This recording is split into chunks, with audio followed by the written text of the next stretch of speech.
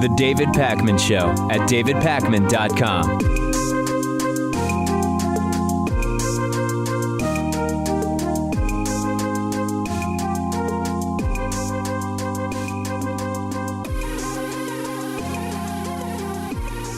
Donald Trump is sort of the perfect straw man. I mean, everything he does, almost everything he does, is so boneheaded, so ill-advised, so outrageous and ridiculous that rightly so, voters and media are paying a lot of attention to Donald Trump. But it's really important not to let Donald Trump become a distraction from all of the terrible things that the Republican-controlled Congress, both the House and Senate, have been doing since Donald Trump took office. And they've been doing some truly terrible things. Also, there have been no partisan resolutions that have passed or failed in Democrats' favor. It's been all Republicans, and almost all of the voting has been along party lines. And media has a bias to salaciousness and sensationalism, and that's reflected in the fact that really boring sounding but important legislation is being passed very quietly by Republicans, some of whom are clearly having a field day that nobody's paying attention to what they're doing. Let's look at some of the partisan resolutions that have been passed, starting by both houses, okay?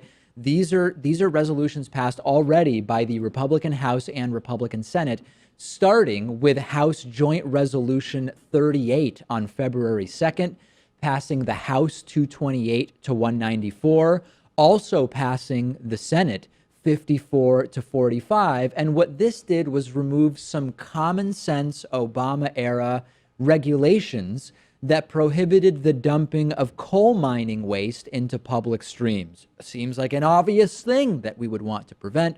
Republicans have done away with it, while Donald Trump has been yelling at Jim Acosta that he's very fake news. On February 3rd, we had House Joint Resolution 41, which passed 235 to 187 in the House. It passed also 52 to 47 in the Senate. And what this did was remove an SEC rule that required oil companies to report payments made to foreign governments. This was aimed at preventing corruption by energy companies, including the bribing of foreign governments, stuff that Donald Trump said he wanted to prevent. Senator Ben Cardin from Maryland said, quote, "It should be lost on no one that in less than 48 hours, the Republican-controlled Senate has confirmed the former head of ExxonMobil to serve as our Secretary of State and repealed a key anti-corruption rule that ExxonMobil erroneously fought for years." February 15th, House Joint Resolution 40, passing by 55 votes in the House, also passing the Senate 57 to 43. This removed the Obama-era rule, which required the Social Security Administration to report the names of possibly mentally disabled people to the FBI's firearm background check system. Hugely controversial. Very few people noticed that the House and Senate Republicans destroyed this.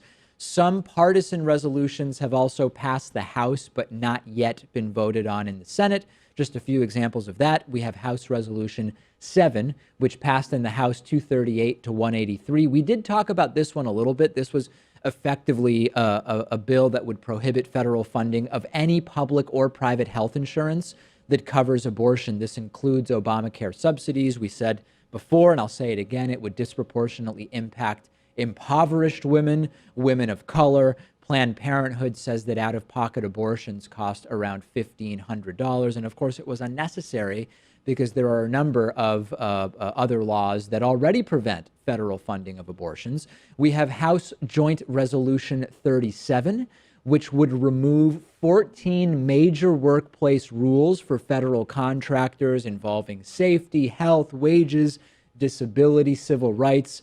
I mean, who needs that stuff, right?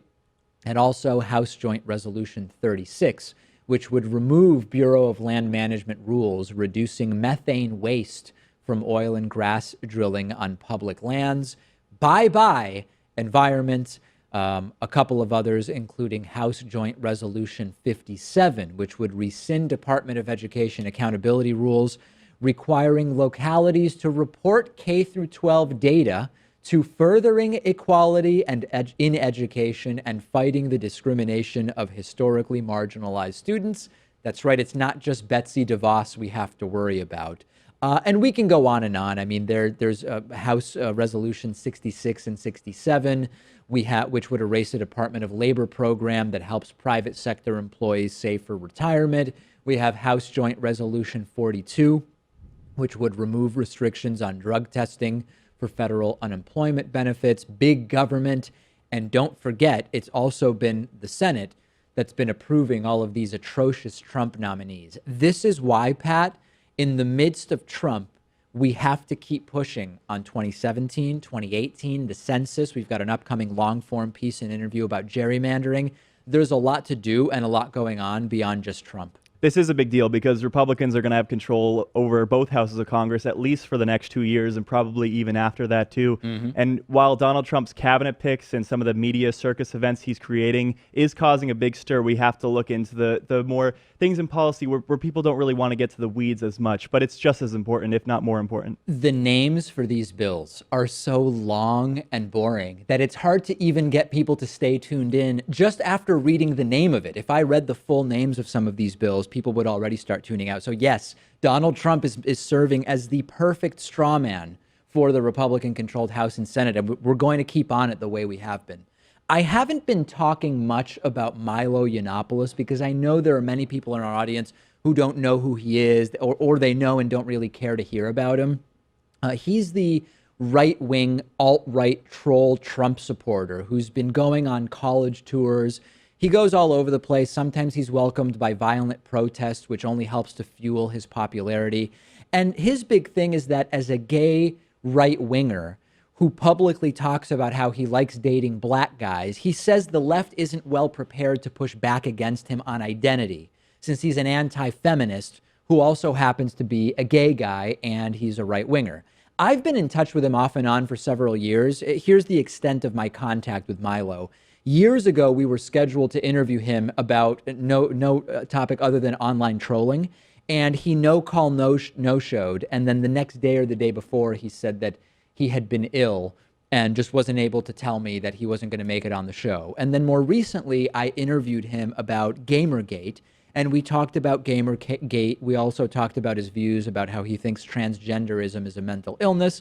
And then more recently than that, he sent out some tweets before he was banned from Twitter, commenting about some of the Gamergate-related interviews that I had done. Okay, that's the full extent of my contact with Milo Yiannopoulos.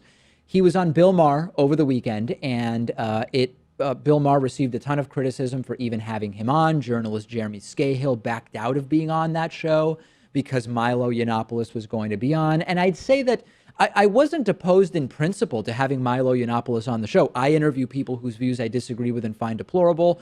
I had no problem whatsoever with having him on. I do think Bill Maher did not do a great job of confronting Milo's actual views on a lot of issues. And in fact, Bill Maher was sort of welcoming to Milo in ways that I found sort of a little bit odd. I also thought that Milo was strengthened, Pat, when two of the three panelists and Bill Maher told Milo either F you or F off, that those aren't arguments.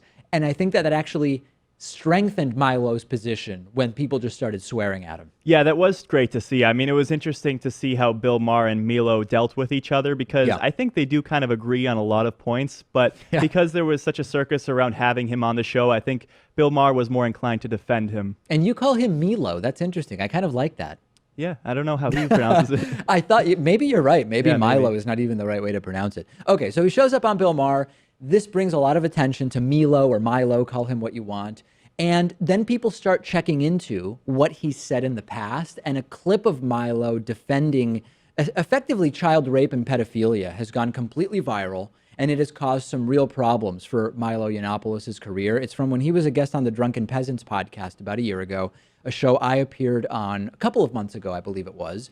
And Milo spent a long time effectively defending pedophilia, saying that attraction for adults to 13-year-olds is not necessarily a bad thing, that he's glad he had a sexual relationship with a Catholic priest when he was a kid. And first, he talks about, well, consent is sort of arbitrary. And generally speaking, yes, there is an arbitrary nature to consent. Is a 16, 17, 17 and a half, 18, 19-year-old mature enough to have informed consent about having sex with adults? Okay, you could have that conversation, but then it explodes from there. Let's start with clip number 1. I'll be quick. This arbitrary and oppressive idea of consent, which totally destroys, the understanding that many of us have of the complexities and subtleties and complicated nature of many relationships. People are messy and complex, and actually in the homosexual world particularly, some of those relationships between younger boys and older men, the sort of coming of age relationships, the relationships in which those older men help those young boys to discover who they are and give them security and safety and provide them with love and a reliable and sort of a rock where they can't speak to their parents. Some of those relationships are some of the most molestation to me. It sounds well, like you know what? It sounds like Catholic priest molestation to me. And you know what? I'm grateful for Father Michael. I wouldn't give nearly such good head if it wasn't for him. Oh my God! I can't handle it. So he keeps going on and defending sexual relationships between adults and 13-year-olds. And he also says in this appearance that sex between a 13-year-old and a 38-year-old is actually okay. That's the next clip. But we're talking about 1325, 1328. These things do happen perfectly consensually. Often, by the way, it's the women who suffer in these, because what normally happens in schools very often is it's an older woman with a younger boy, and the boy is the predator in that situation. Sorry, and he said 13 and 28, not 13 and 38. So first of all, how is it consensual when legally it's not someone who's able to consent? That again is a legal question. Milo is going around saying these clips have been selectively edited, but I listened to the entire section of the podcast. It doesn't seem like one of those situations where more context helps to excuse what Milo has said. It just all sounds bad, and I hope the audience will check it out. But even what I just played for you isn't really defensible in any context, and because of all this, Pat, it's gotten bad. CPAC has rescinded their invitation for Milo to speak at their conference. He lost his speaking gig, effectively. The American Conservative Union, which runs CPAC, said, we don't want him on stage. Many of his upcoming college speaking dates have been canceled. He has this book called Dangerous that he was given a $250,000 advance on. That's now been canceled. And reportedly, even Breitbart is starting to reconsider their relationship with Milo. I want to be super clear here. This video seems to have surfaced and gone viral because of the appearance on Bill Maher, and people started paying attention to that. But some of his other views are just as deplorable as what's been pointed out here. There are many other reasons why you might want to say, oh, we don't want Milo Yiannopoulos speaking at our event. And this has nothing to do with suppressing free speech or whatever. People don't have a right to speak at any event that they want. This seems to have gone viral, but there's plenty of horrible stuff in his repertoire. Yeah, and these comments have been out there in the open for over a year now. I mean, The Drunken Peasants have a large following. I even watched this back about a year ago when it aired, and I mean, it's really no surprise. This is kind of what he does. He goes for shock value. He goes over the top, and sometimes that gets written off by him as disingenuous later, but you get caught in saying these horrible things, it's going to come back to bite you. And he sort of went the direction of, this was like my British humor or something like that. Here's just part of a Facebook Live thing that he did on Facebook yesterday. All I would reiterate is, you guys know that I can make edgy jokes. You guys know that I can sometimes push the boundaries of acceptable humor. This is one of those cases in which I should have phrased things differently. And these videos from a year ago and a year and a half ago, and I really just had no idea I was going to end up being this famous. Late, boozy, long live streams. I phrased things poorly, and I enabled my detractors and critics to assemble material that looked very damning, but which does not reflect my opinion. What's fascinating to me is that the right claims to be against identity politics, particularly those based on sexual orientation. The right only became interested in Milo Yiannopoulos, a British guy, right? I mean, we're not even talking about an American commenting on American politics. We're talking about a British guy commenting on American politics because of his identity as a gay right-winger. His ideas were never unique or particularly interesting unless you say that they're interesting because he is a gay conservative. And it turns out, lo and behold, Pat, that it wasn't a great idea for the right to jump behind him because of the identity politics that they claim to oppose. Yeah, and he also used as a defense that he did this all in humor. There was maybe one joke in that entire clip, and I guess, yeah, sometimes when you're making a joke, you get a pass on certain things, but for the most part, I mean, that was just him speaking his mind. Yeah, and he said it was a boozy live stream or whatever, and that the phrasing was bad, maybe partially because he had been drinking. This reminds me of the Mel Gibson thing, right? I mean, no matter how much alcohol I have, I'm not going to start saying homophobic things, for example, because I don't hold those beliefs. Mel Gibson saying the alcohol made me start saying anti-Semitic stuff. Well, it was clearly in there somewhere, and I don't think it was an issue of phrasing. Send me your thoughts about all this. Do you even care about this? I'm on Twitter at dpacman, and the show is on Twitter at David Pakman Show. The David Pakman Show at davidpakman.com.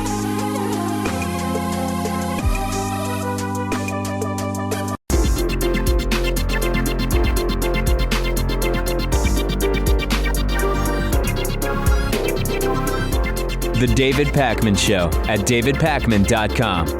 Today's new member of the day is Dennis Holtrup. Thank you so much, not only to Dennis, but also to all of the new subscribers at davidpakman.com/membership. It has been a record week for David Pakman Show new memberships, and I can't wait to continue to thank individual members upcoming. davidpakman.com/membership is where you can sign up. And of course, there is a coupon code available.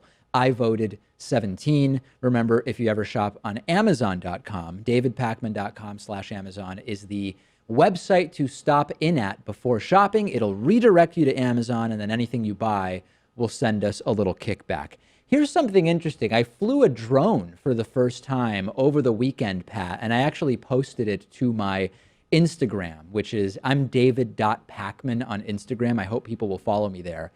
And it was very, very interesting stuff. I don't know if you've had any experience with drones. This was the DJI Mavic Pro, and it's very little. I think it weighs a pound and a half or two. It essentially folds up into something barely larger than a water bottle.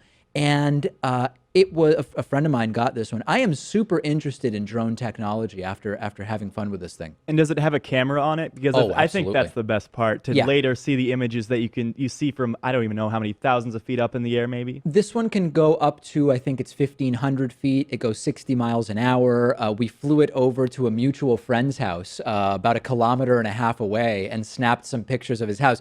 I'm going to be super upfront with you.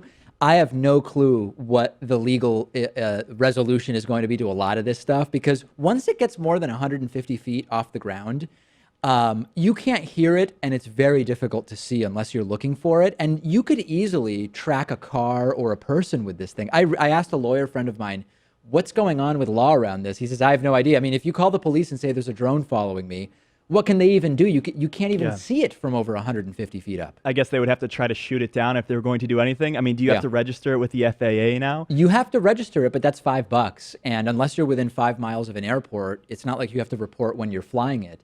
And questions about expectation of privacy. I mean, it's endlessly fascinating, and I'm super interested in getting one. But I also recognize if tons of people have these things, and even if they don't, the legal issues are going to be really, really interesting. Or if companies like Amazon start using them to ship packages. I mean, that would be fascinating. Yes, indeed. Also, a picture that did well that I posted to my Instagram account, David.Pakman, I finally received, and by finally, I mean, it's finally all up and running, and the coffee is shipping out, both my Progressive Wake Up Call Espresso David Pakman Show coffee and my Freedom of the Press Drip David Pakman coffee, which you can get at davidpakman.com/gear. I have already dug into the Freedom of the Press, and it is absolutely fantastic, and the reviews are in, and people seem to love it. I'm getting through some prior espresso beans that I had, so I haven't yet opened my espresso bag. People are just absolutely loving the coffee, Pat. It's surprising because I know you're an espresso guy. So right. To see you wait this long, I mean, that's kind of telling. It's because since I'm an espresso guy, I had a bunch of espresso already at the time that these arrived. So anyway, not that we need to dig in too much into my coffee consumption here, but davidpakman.com/gear is where you can get the coffee. And please follow me on Instagram. I'm on Instagram at david.pakman. Hey, we all remember when Kellyanne Conway talked about the Bowling Green massacre, a terrorist attack that never took place. I'll remind you of that before we go any further.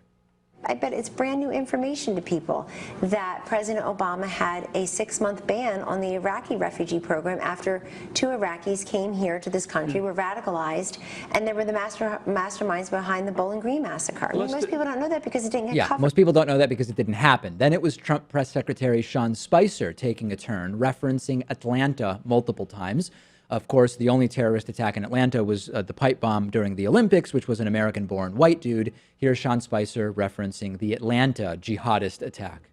But the inconvenience is there any humiliation? No, there's 109 people that were slowed down, over 325,000 foreign visitors that came in. But what do we say to the family that loses somebody of a terrorist, to whether it's Atlanta or San Bernardino or the Boston bomber? Those people, each of whom had gone out to a country. And now Donald Trump is adding his name to the list of Trump administration officials who just make up terrorist attacks that don't exist. On Saturday, Trump did this bizarre sort of a post-election campaign rally. I mean, this was a campaign rally, it's just that the election is over.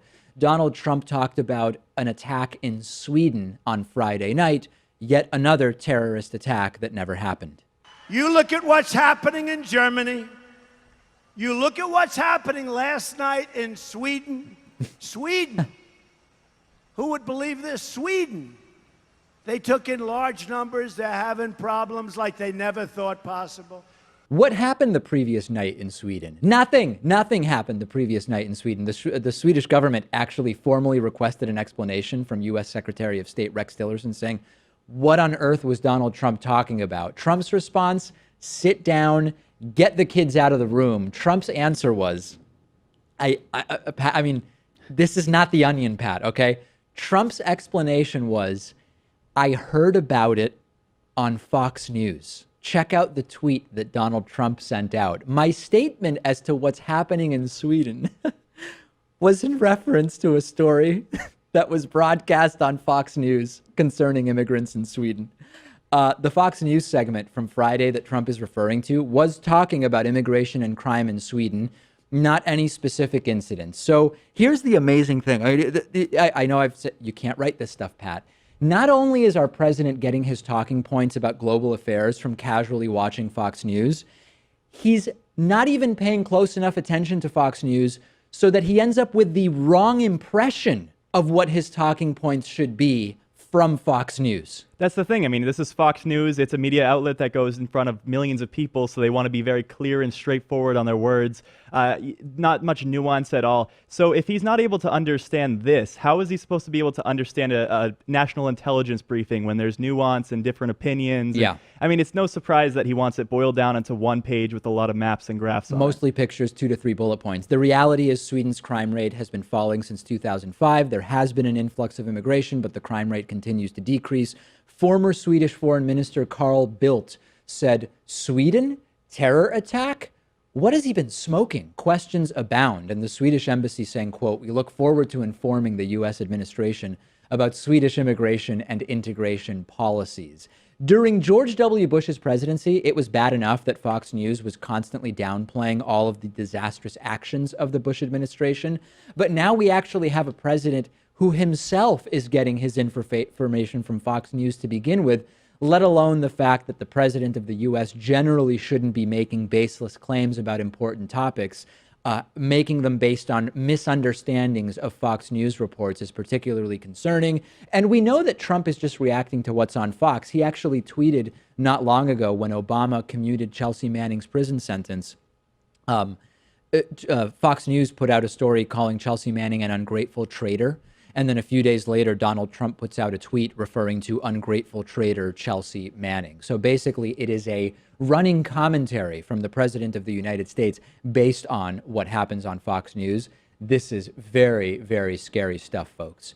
After Donald Trump's bizarre press conference where he attacked media and sent out this strange media attack survey, we had some unusual individuals, or at least surprising, criticize what Donald Trump is doing. So first of all, right after Trump's bizarre press conference where he attacked the media, he sent out this media survey, media accountability survey, which we have a picture of for you.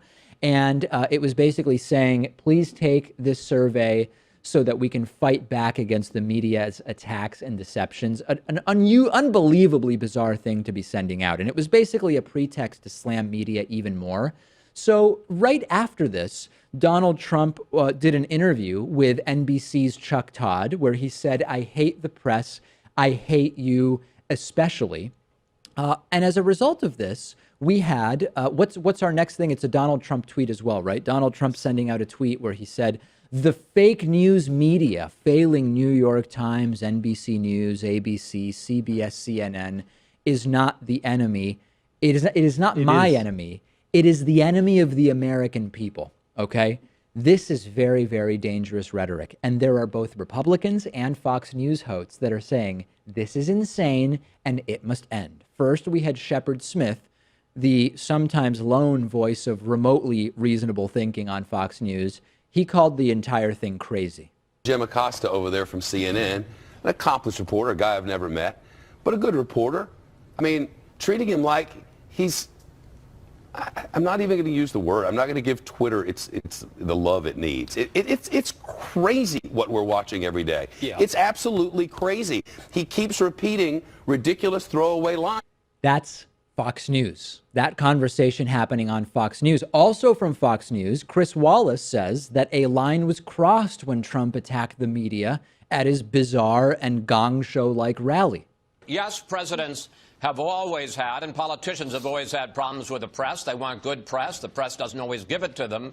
But what Jefferson is, despite all of our disputes, that to the functioning of a free and fair democracy, you must have an independent press. And that is why so many people were really upset when Donald Trump said, look, we're big boys. We criticize presidents. They want to criticize us back. That's fine. Yeah. But when he said that the fake news media is not my enemy, it's the enemy of the American people, I believe that crosses an important line. One of those. It's sort of idiocy for Chris Wallace to go on Fox and Friends and try to have an adult conversation. I mean, it's like talking to clueless little kids, but still Chris Wallace making his point, even if it wasn't understood by the host there.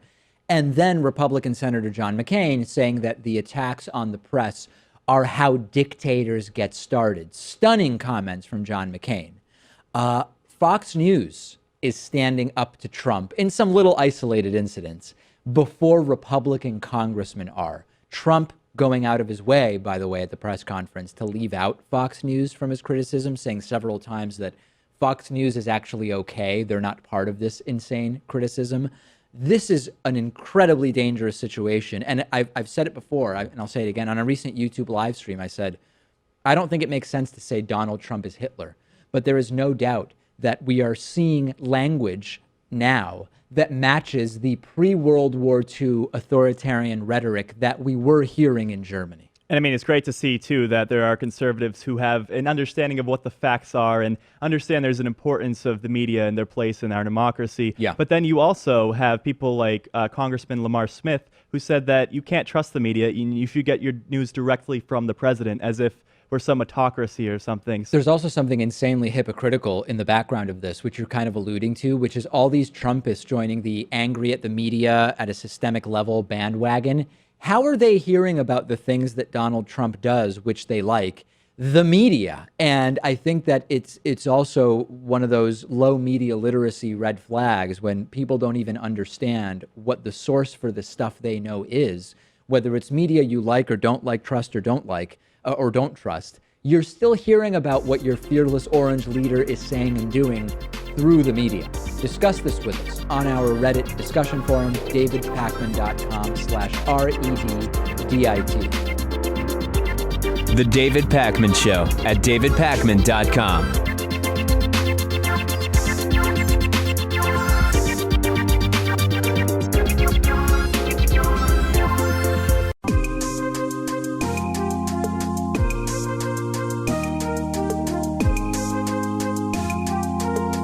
Welcome back to the David Pakman Show.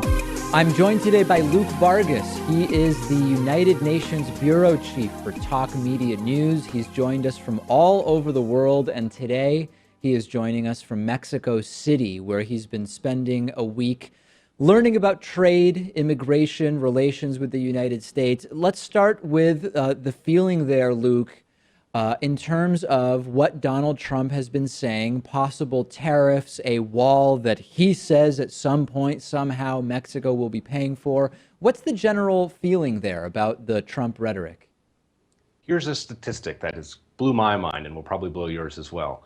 Right before the election, public opinion firms here in Mexico polled the country and found that around 11% of Mexicans felt that the U.S.-Mexico relationship was poor or very poor. That number is now close to 50%. So you've seen a tremendous change in public opinion in this country, shifting negative about the United States. And that 11% is worth just emphasizing. It's near historic lows. I mean, there was not a better time for relations between these two countries, and that has changed dramatically. It's so bad now that I spoke to the CEO of a leading market research firm here the other day, who said there is this long-standing phenomenon in Mexico called malinchismo. It goes back a long time, and it explains sort of a preference on the part of Mexicans for foreign products. And U.S. brands have always been very popular here.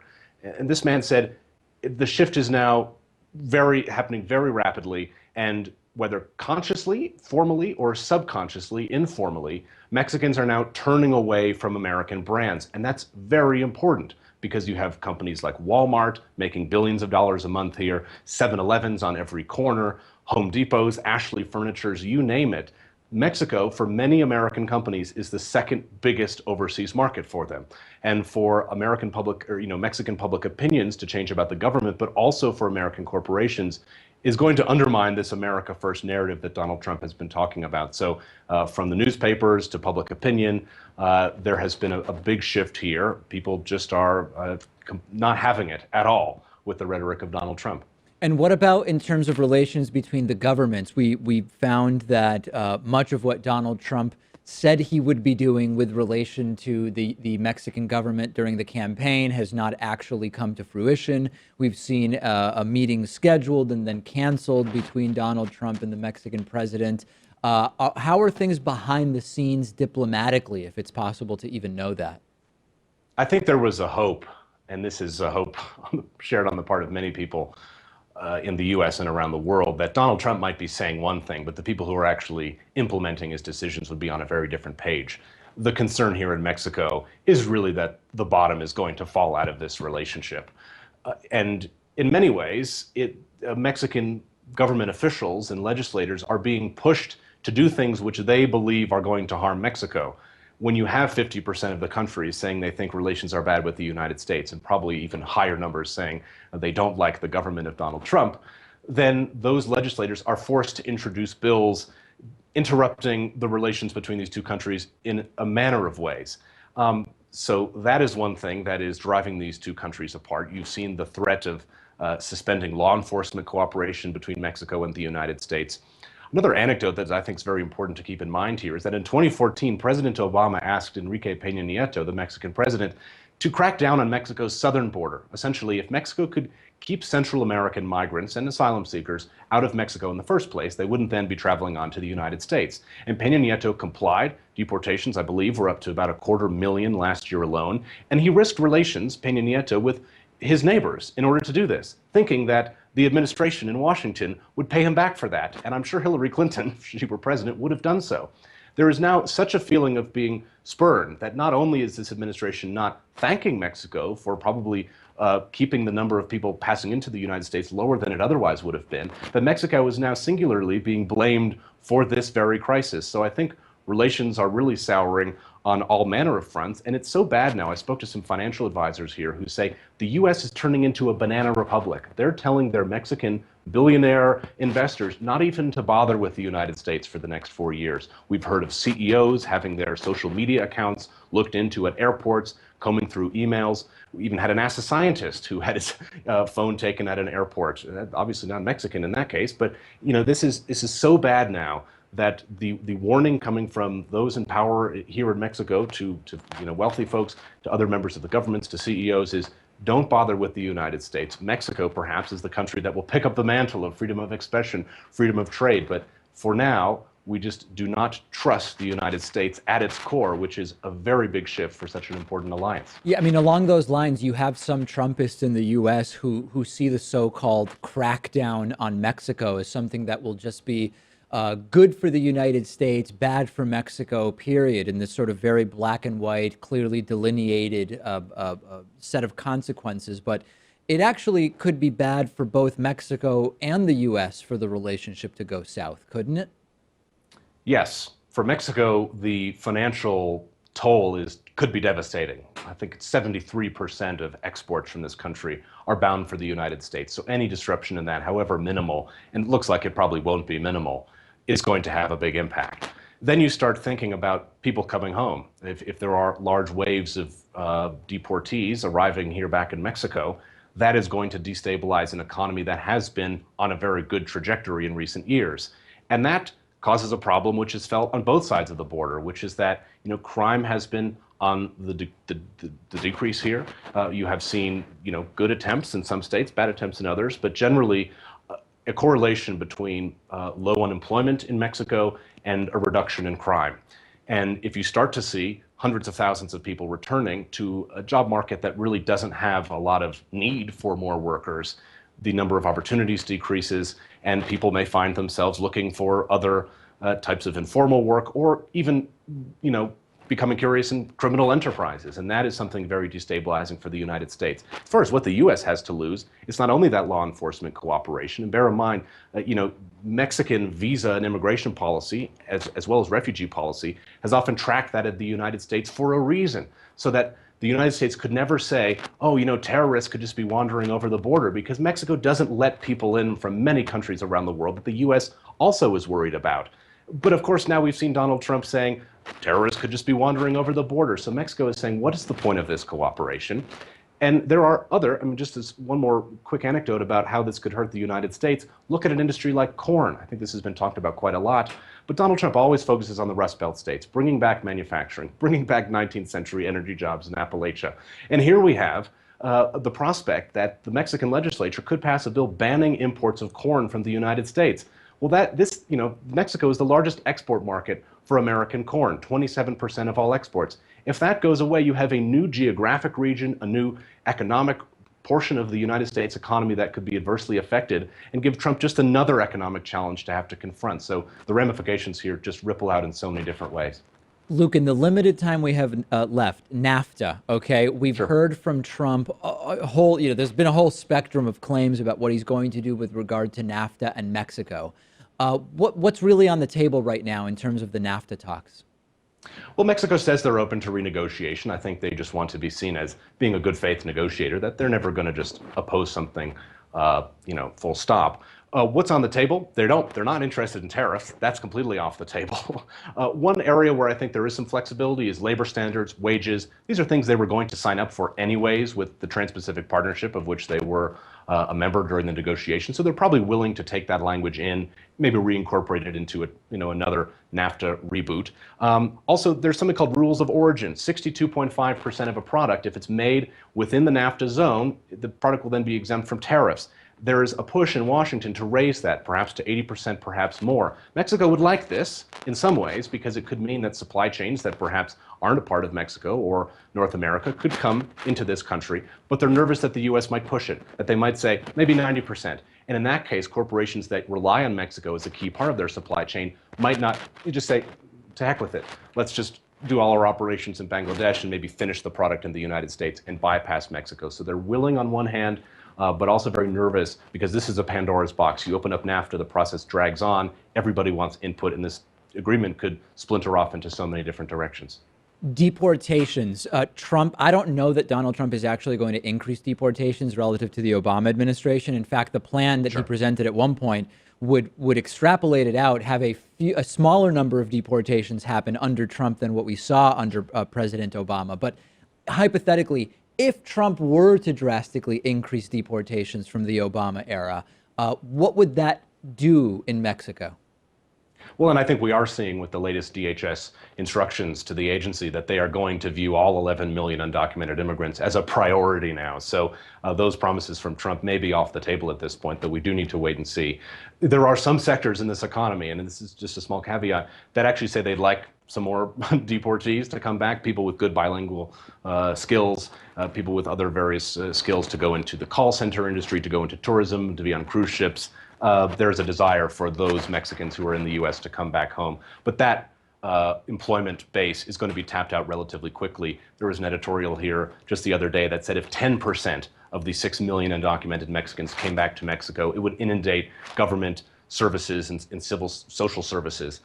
We are perhaps looking at a number much greater than that, and this government simply doesn't have a plan. Peña Nieto came in and was a president seen by many as a puppet who would have done well harmonizing relations with Hillary Clinton, keep everything nice and easy, going down the course from the status quo.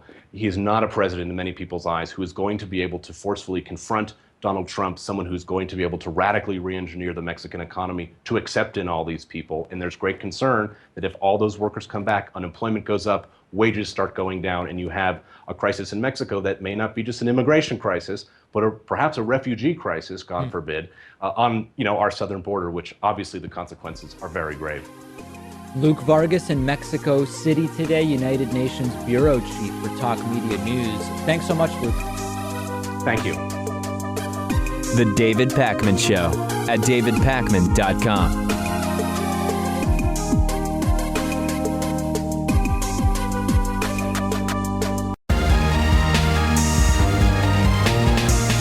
The David Pakman Show at davidpakman.com.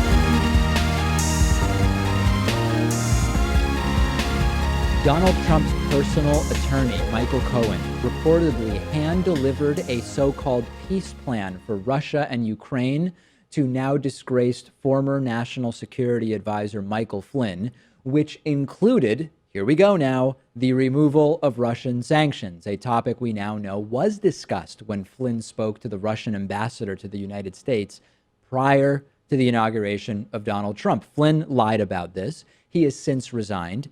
And in exchange for lifting sanctions against Russia, this plan that Donald Trump had was going to see Russia withdrawing support from pro-Russia separatists in Ukraine, and it also would have allowed Russia to maintain control over Crimea. Pretty damn good deal for Russia, if you ask me. And of course, Michael Cohen is denying the entire thing. He sent a series of text messages yesterday to Business Insider where he said he never delivered any documents to Flynn or to any member of the White House, nor engaged the president about this issue. He's saying essentially not only did he not deliver the documents, he just wasn't involved in any of this, period.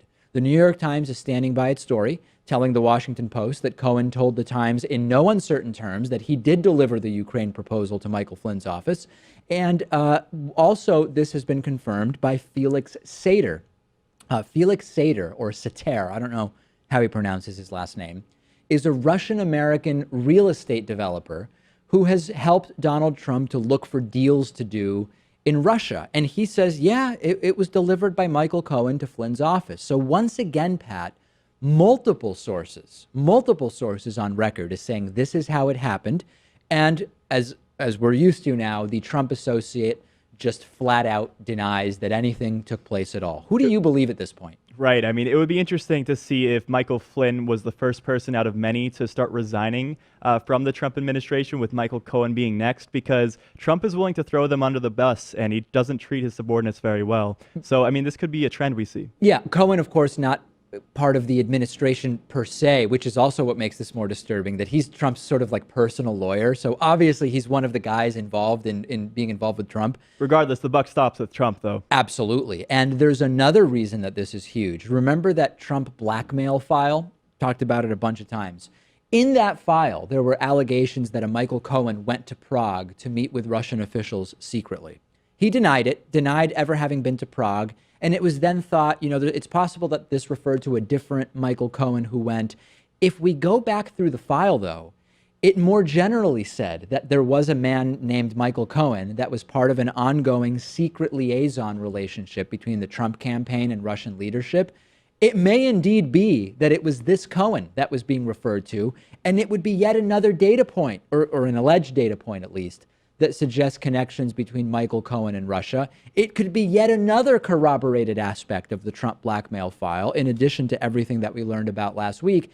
And knowing what we know about Michael Cohen, Michael Flynn, and Felix Sater, if this is true, what it means is that as part of the incoming Trump administration, a Trump organization lawyer was involved in and hand-delivered a plan that he wrote along with a Russian-American businessman that we know was formerly linked to the mafia, to the President of the United States' now disgraced, lying liar former national security advisor, who was forced to resign after he lied about his contact with Russian individuals. And by the way, the plan was to remove sanctions on Russia. Nothing to see here, folks, right, Pat? Nothing here to be concerned about. Yeah, I think a lot of people wonder what Russia would want in exchange for influencing our elections. But I mean, that's pretty clear to me. A favorable position on Crimea, for example, reduction of sanctions would be a good thing for them. And also just this idea that, well, we do things that are wrong and America does things that are wrong too. And so it's both one and the same. Last thought on this. I want to suggest an alternative way to think about the is Trump a Russian puppet question. If Donald Trump were compromised by the Russians, this is exactly what it would look like. So it's not proof that Trump is compromised, but if I said to you, explain to me what types of things would be going on if indeed Donald Trump were compromised by the Russians, this is exactly what it would look like. And that's something I think we shouldn't forget. Michael Flynn, as you now know, spoke to the Russian ambassador, Sergei Kislyak, following Trump's election, denied it for weeks that they had talked about sanctions. Ultimately, we found out that that was true, and Donald Trump asked for Michael Flynn's resignation last Monday. We now have learned that it was not just casual lying that former National Security Advisor Michael Flynn participated in with regard to that conversation. Michael Flynn reportedly denied to FBI agents in an interview last month that he had talked about sanctions with the Russian ambassador. This was, of course, contradicted by the ultimately intercepted communications that our intelligence agencies gathered. That claim to the FBI by Michael Flynn could put Michael Flynn in legal jeopardy. Lying to the FBI is a felony offense. Now, several officials say, well, we don't know if prosecutors would try to charge him with anything because he may not have really used the term sanctions in those communications, so it may not be easy to actually prove it in a court of law in a literal sense. Reminder, this is what Martha Stewart did that landed her in prison. She was suspected of insider trading, and that started an investigation. But she was actually found guilty on felony charges of conspiracy, obstruction of an agency proceeding, and making false statements to federal investigators. That was about some stocks, Pat. What Michael Flynn allegedly lied to the FBI about relates to our national sovereignty and security. It is orders of magnitude more serious than what Martha Stewart did that landed her in prison. And remember Michael Flynn speaking at the Republican National Convention about what Hillary did with her emails was worthy of being locked up for. I mean, this is far worse because it demonstrates some intent there. And lying to the FBI, I don't care if you're in a position of power or not, you should face some repercussions for that. This is absolutely of huge consequence. Now, any decision to actually prosecute Flynn would lie with the Justice Department and our buddy, Jeff Sessions, who is in charge over there. Spokesman for Flynn said no response to the allegations. FBI and Justice Department asked to comment. Both have declined. House Republicans, they don't see any problem at all. Let's focus instead on quietly rolling back President Obama's work to protect our planet, as I talked about at the beginning of the show. And you might not have heard about this story involving Michael Flynn lying to the FBI, allegedly, because the timing overlapped with that bizarre Donald Trump press conference. Again, distractions.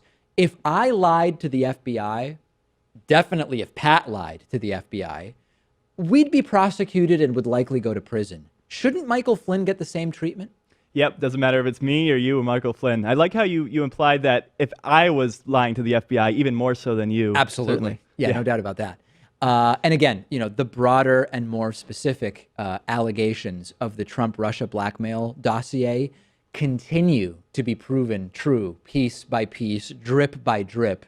Not a conversation about Flynn specifically, but again, the Trump team in touch with Russian officials, sanctions were a topic at varying levels of specificity. Drip, drip, drip. Soon you're going to have a bucket full there. We have a voicemail number. It's 219-2-DAVID-P. Here is a caller who is very angry. At first, I thought they were angry with me, but they generally seem angry overall. Take a listen. Yeah, bullshit. You're on right now. And you're bought and paid for just like all the other channels. I want to call the Bunch of bullshit, man. or the real word. It's better to Wake the up. Nobody gives a rat's ass about nobody on this planet. Especially this ass clown, Agent Orange Hitler.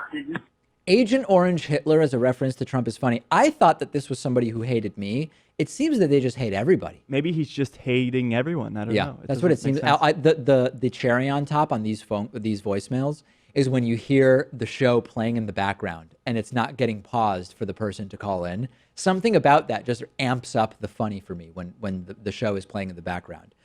We've got a great bonus show for you today.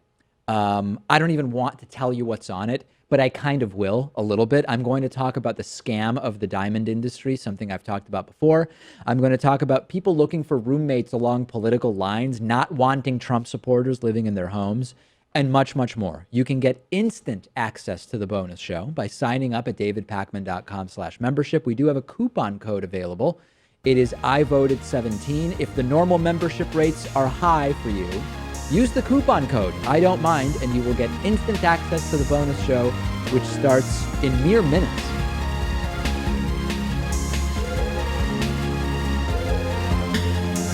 The David Pakman Show at davidpakman.com.